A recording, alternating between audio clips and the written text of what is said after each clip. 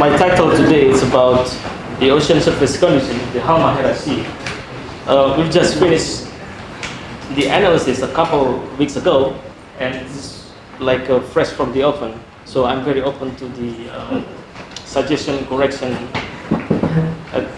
For your information, the Halmahera Sea is located in the northeastern Indonesia. This one.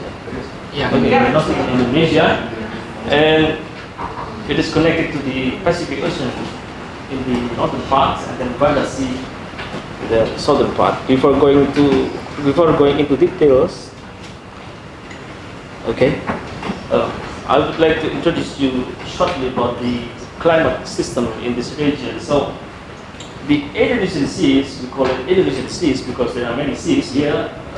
This region is strongly influenced by the Australian monsoon system.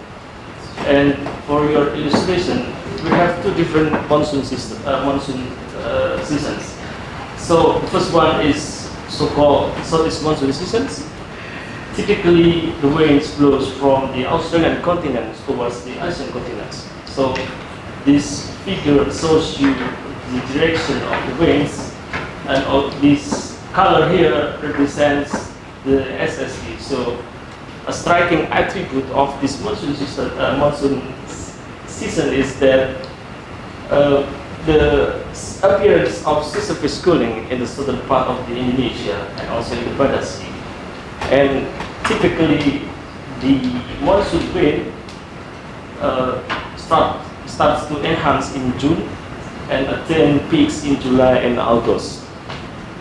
So, in contrast, the northwest monsoon season, during the season, the winds blows from the Asian continent toward the Australian continent, and it carries moist air from the Asian continent. That's why we have rainy season during this season, and it typically starts from December to February. And as a consequence of this monsoon system, we have salinity variability, spatial variability. For instance, you can see here this sea surface salinity from during the southeast monsoon season from June and August.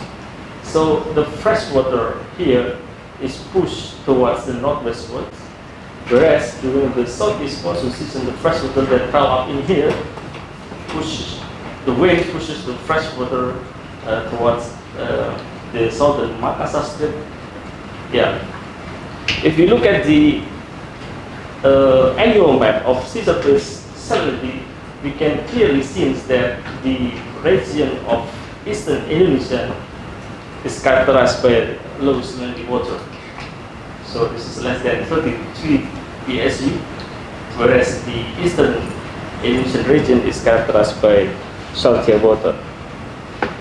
The Indonesian Sea is also, as you know already, that this region is strongly influenced by ENSO. This is the neutral condition. Neutral means no influence of El Nino or La Nina. So typically, the trade winds blows from the eastern Pacific, and it pushes the warm surface water, and that water pile up in this region, the western Pacific warm pool. The interplay interaction of this mechanism is that the development of the convective clouds in this region. So that's why this region also known as the convective or most convective region in this planet. And then this same condition is observed during El Nino. In brief, due to the weakening of the trade winds,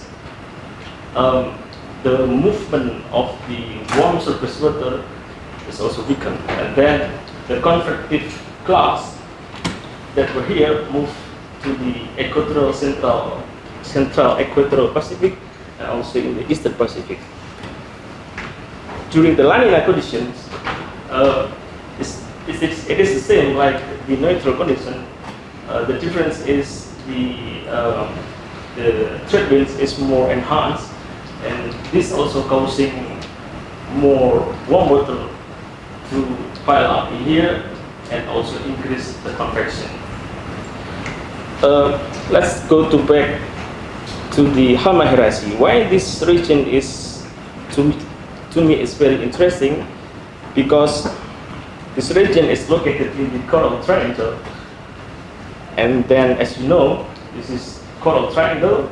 It's not really triangle actually, but the Halmahera Sea sits in here, and it is, according to this reference, it is the global epicenter of tropical marine biodiversity.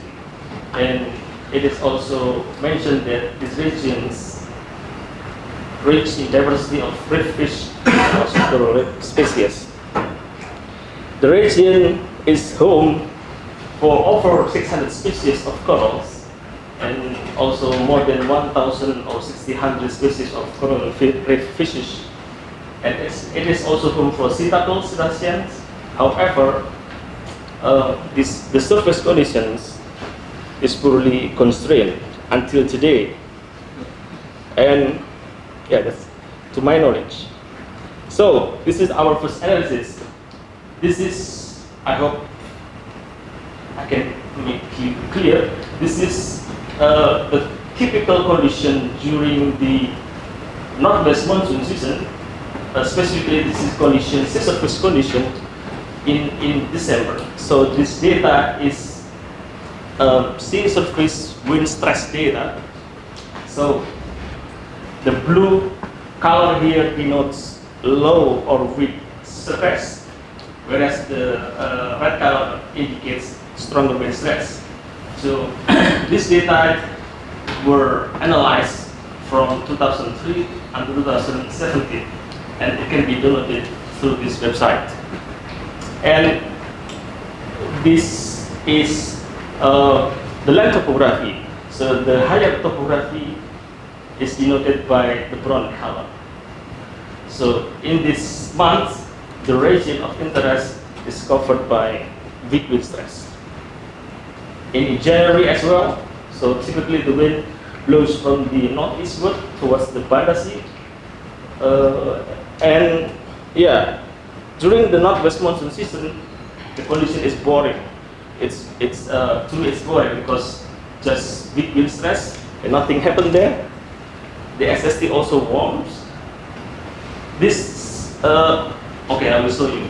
This is December, January, and February. It's quite warm, a little bit warm because of the weak winds.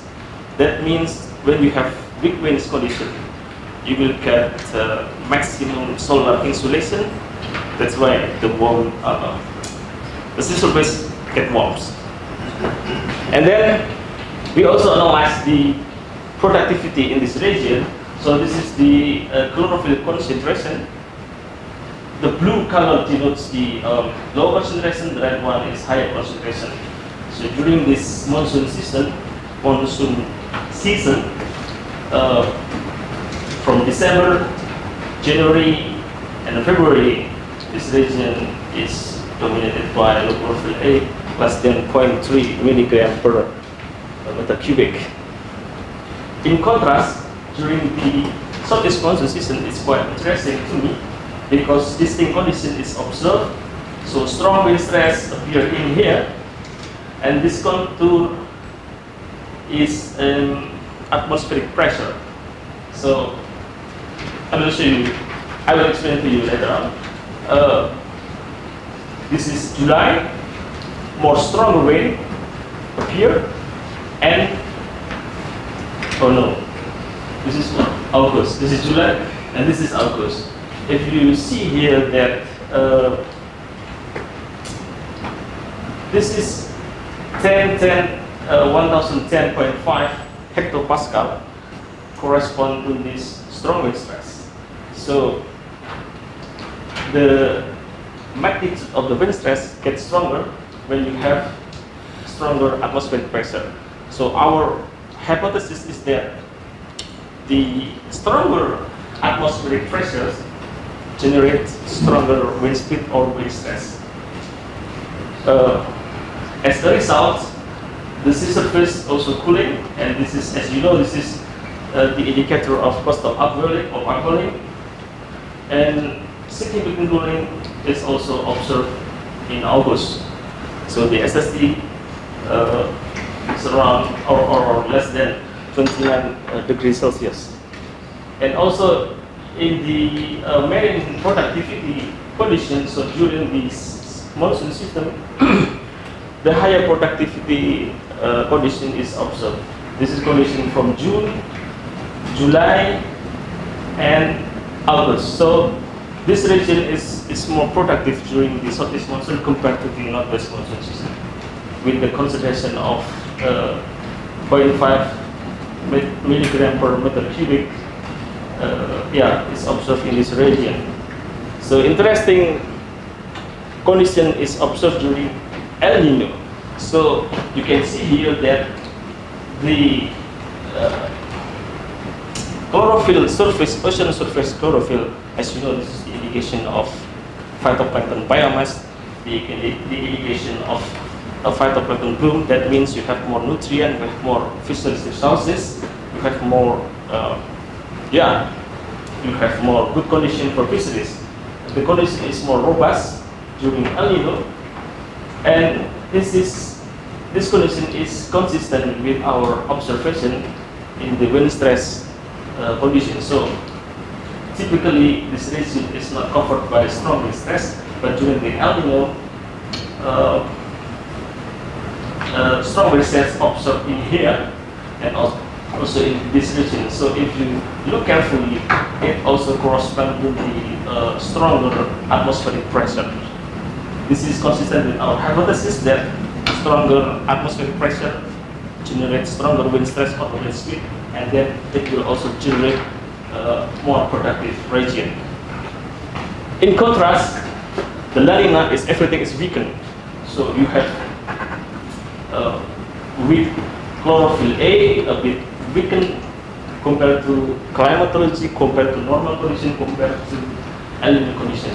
This is due to the forcing is also weakened. This observation is also supported by the SST data. You have strong SST cooling during El Nino compared to the La Nina. We also analyze the anomaly. So this is the chlorophyll A anomaly. This is the phytoplankton abundance anomaly. The higher the red color means that you have 0.5 milligram per meter cubic higher compared to normal conditions. So you have higher anomaly, chlorophyll anomaly, you have higher productivity during El Nino, and you have lower productivity during La Nina.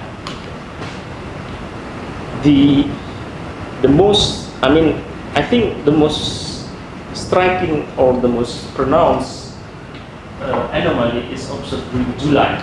So we have, in terms of size, we have greater anomaly in this region, and also we have anomaly during La Nina. That means blue color means this is 0.5 something lower than normal.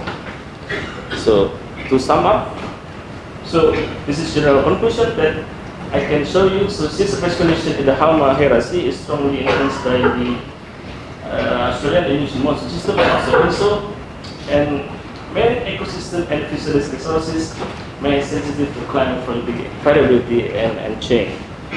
That's all from me. Thank you for your attention.